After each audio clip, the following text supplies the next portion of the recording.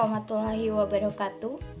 Halo teman-teman, perkenalkan nama saya Nurtila. Saya dari Prodi Akuntansi dengan NIM 301304200200009. Video ini merupakan tugas satu pengantar akuntansi. Jadi di sini saya akan membahas tentang ruang lingkup akuntansi.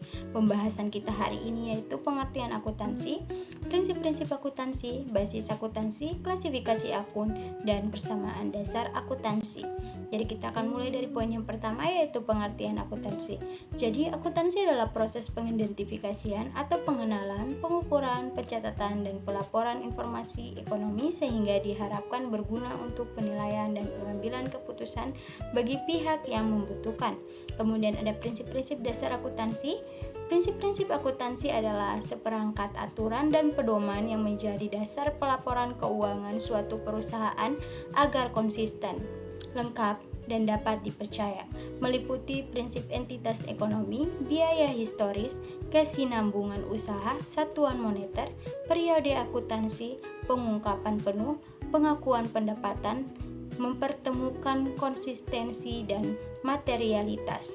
Selain itu ada juga prinsip etika akuntansi seperti integritas, objektivitas, kompetensi, kerahasiaan, dan perilaku profesional. Di prinsip yang pertama yaitu prinsip entitas ekonomi adalah pemisahan yang jelas antara aset usaha dan juga aset pemilik usaha untuk memudahkan pencatatan transaksi keuangan. Yang kedua, prinsip periode akuntansi disebut juga prinsip kurun waktu adalah penilaian pelaporan keuangan dan proses akuntansi dibatasi periode waktu tertentu dan konstan. Yang ketiga, prinsip satuan moneter. Akuntansi hanya mencatat dalam nilai mata uang, bukan faktor kualitatif seperti mutu, kinerja, prestasi, dan lainnya. Yang keempat, prinsip kesinambungan usaha. Proses akuntansi harus terus mencatat pembukuan secara konsisten dan berkesinambungan tanpa adanya pemberhentian usaha. Yang kelima, prinsip biaya historis. Pencatatan biaya pada proses pembukuan adalah nilai akhir yang dikeluarkan bisnis untuk mendapatkan suatu barang atau layanan. Berlaku juga pada proses tawar-menawar. Yang keenam, prinsip pengungkapan penuh adalah pengungkapan penuh seluruh informasi harus tersaji secara lengkap dalam laporan keuangan sesuai fakta yang terjadi. Yang ketujuh, prinsip pengakuan pendapatan. Pendapatan diakui ketika adanya kepastian mengenai kenaikan volume pemasukan yang diperoleh dari transaksi penjualan. Tidak ada penjualan, maka tidak ada pendapatan. Prinsip yang ke-8 adalah prinsip mempertemukan. Prinsip ini adalah mencocokkan biaya yang dikeluarkan dengan pendapatan yang sudah diterima perusahaan. Yang ke-9, prinsip konsistensi adalah laporan keuangan yang disajikan harus konsisten. Artinya laporan tersebut tidak boleh berubah dalam prosedur, metode, ataupun kebijakan yang diterapkan oleh perusahaan. Yang ke-10, prinsip materialitas. Pencatatan dan pengukuran informasi dapat dilakukan secara material atau bernilai nominal.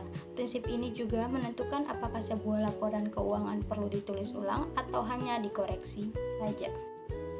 Kemudian kita masuk ke basis pencatatan akuntansi. Jadi basis pencatatan akuntansi ada dua, yaitu cash base dan accrual base. Basis kas atau cash base adalah sebuah metode pencatatan di dalam akuntansi yang hanya mencatat transaksi jika ada penerimaan atau pengeluaran kas. Meski ada transaksi yang terjadi, misalnya hutang atau piutang, tetapi karena tidak adanya kas yang masuk atau keluar, maka transaksi ini tidak dicatat. Sedangkan basis accrual atau accrual base sebuah teknik pencatatan akuntansi yang pencatatannya dilakukan saat terjadinya transaksi walaupun kas belum diterima atau dikeluarkan. Penggunaan basis ini menyajikan informasi yang lebih akurat mengingat aset, liabilitas, ekuitas, pendapatan, dan biaya lebih terukur. Kemudian kita masuk di klasifikasi akun. Apa itu akun? Jadi, akun adalah catatan terperinci yang berfungsi untuk mengklasifikasikan dan meringkas setiap transaksi keuangan yang mempengaruhi aset kewajiban, ekuitas pendapatan atau beban.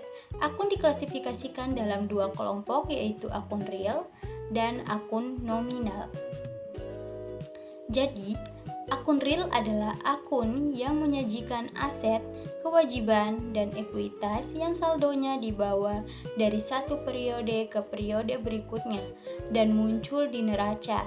Akun nominal adalah akun yang mencatat pendapatan dan beban, memiliki saldo awal nol di setiap periode dan ditutup pada akhir periode akuntansi untuk menunjukkan laba atau rugi perusahaan. Kemudian ada jenis-jenis akun real dan nominal. Akun real ada 3, yaitu yang pertama ada akun aset atau harta, adalah sumber daya ekonomi yang dimiliki perusahaan untuk melaksanakan kegiatan usaha sekarang dan yang akan datang. Yang kedua ada akun kewajiban atau utang, merupakan utang perusahaan yang harus dibayarkan ke pihak lain dalam jangka waktu tertentu atau tuntutan individu atau kelompok terhadap kekayaan perusahaan. Dan yang ketiga atau yang terakhir adalah akun modal atau ekuitas, hak pemilik atas aset perusahaan dikurangi utang. Ini mencakup setoran modal pemilik dan laba ditahan. Dan kita masuk di akun nominal. Jenis-jenis yang pertama ada akun pendapatan.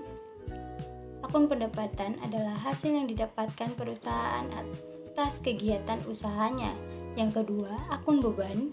Akun beban adalah merupakan utang perusahaan yang harus dibayarkan ke pihak lain dalam jangka waktu atau tuntutan individu atau kelompok terhadap kekayaan perusahaan.